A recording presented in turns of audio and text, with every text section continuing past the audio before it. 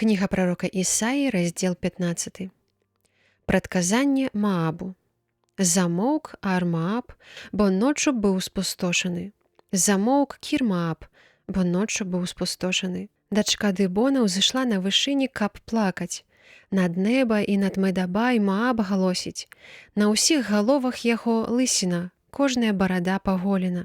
На шляхах яго апярэзаныя зрэбніцай. На дахах яго і на плошчах яго ўсе галосяць, заліваюцца слязьмі. Крычыць Хесібон і Эліале, аж у ясе чутны іх голас. Дзеля таго вызваленыя Мааба галосяць, душа яго галосіць у ім. Сэрца маё над Маабам плача, бежанцы яго аж да Зыгора, Эглат-Цыліцыі. Дарогаю ў гору на Луід з плачам узыходзяць ды на шляху ў Аранаім падымаюць лямант роспачы. Воды Бонемры стануць пустэчай, бо трава высахла, знікла мурава, прапала ўсё зяленіва. Дзеля таго робяць запасы, а сваю маёмасць пераносяць за ручай вярбовы, бо атачае навокал крык мяжу Мааба, аж да Эглаіма бедаванне яго, ды аж да Беэр-Эліма галашэнне яго.